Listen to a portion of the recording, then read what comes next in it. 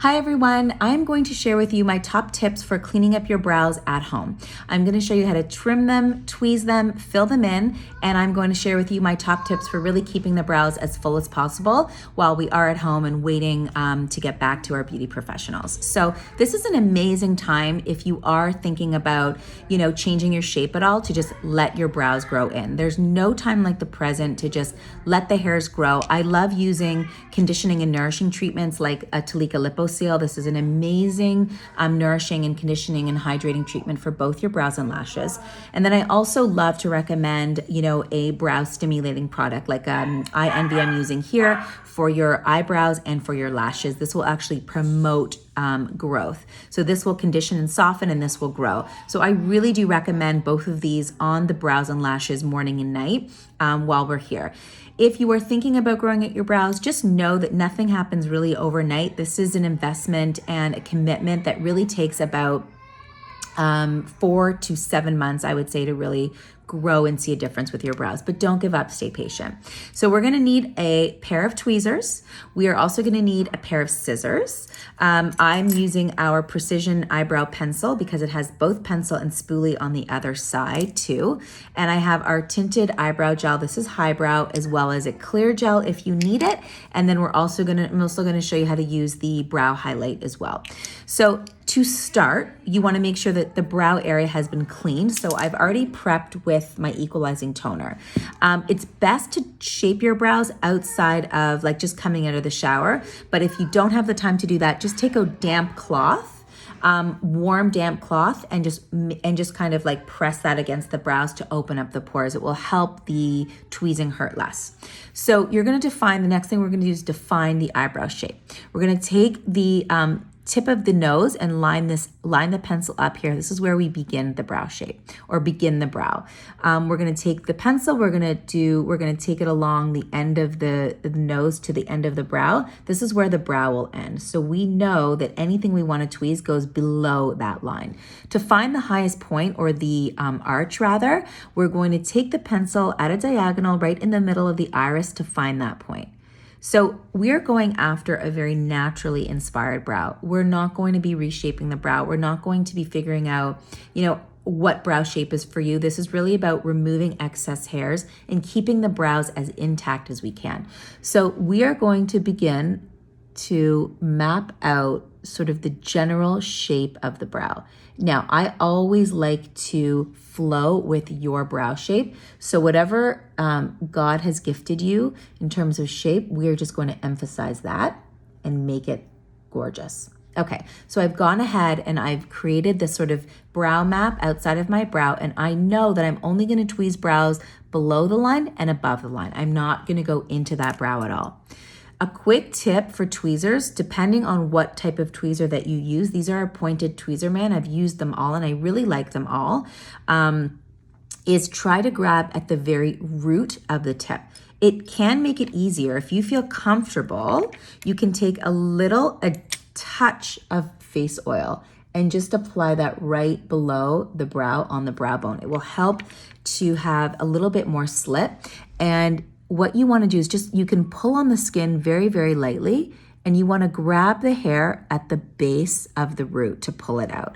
We don't want to be breaking hairs right now. We don't want to be damaging the skin. So by sort of stretching the skin a little bit and then pulling at the root is where you're going to grab that follicle in its entirety and really maintain, just avoid less damage. So once you've done that all throughout the brow, and for anyone that does have any sparse spots along the eyebrow too, that brow map that we did is really going to avoid you going into the brow and creating any more, making a mistake. In the nicest way, we want to just make sure that whatever you do really, really well. So I'm going to go ahead to the other side. I'm going to map my brows along the base of the brow like this. I'm going to go along the top. So I know that I am not going to tweeze anything below this line and in front of here. I'm only going to go in the middle, really in the middle. And I'm going to just tweeze out here. And, it's going to hurt a little bit. Absolutely. And it's gonna probably make you sneeze. Absolutely. Once we're done shaping the eyebrow like this, once we're done, we can take our pencil, the brush on the side of our precision brow pencil, and just brush it through. Okay, so generally the shape has been created and decided and cleaned up. We're gonna now get into trimming. You wanna take your brush and you wanna brush the hairs upwards. Whatever hairs you see that go above wherever you've brushed up or that look like wonky or curly or coarse, you wanna take your scissors. Now this is where you wanna just be a little bit, you wanna go like I am talking about nano steps, nano trims. You wanna take the scissors just at a slight angle and just trim a little bit down like this. Okay, we want to avoid going straight across in the event that the scissors move down and then you cut into the brow too much, or you sort of go on a diagonal and it's not quite as straight. And then again, you sort of have this like shorter hair, longer hair situation.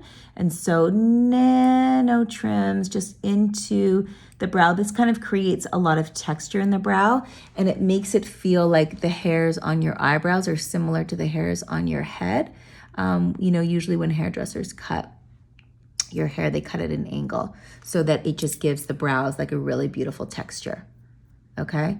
And again, when in doubt, don't do too much at all and just leave the brows looking very, very, very, like the fuller the better, even whatever shape that you do have. So now that the trimming is done and the tweezing is finished, we're gonna take this high brow. And the high brow is great because it just gives the brows like a really nice finished touch.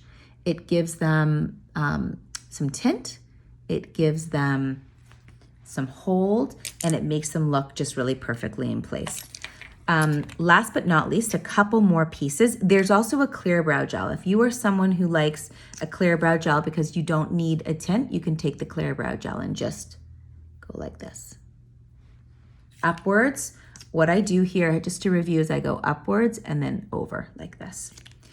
Brow Highlight is it's a product that's actually in our brow kits. And this is amazing when you want to accentuate your brow shape.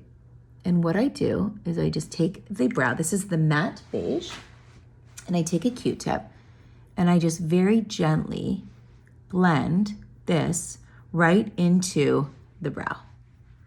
It kind of just really makes the brow shape pop. So, just like this. All right, and we are done. I hope you enjoyed it. Like I said, the magic touch is you, and you've got this. So we're here for you to help you and to walk you through, but you got this. Less is more, and good luck.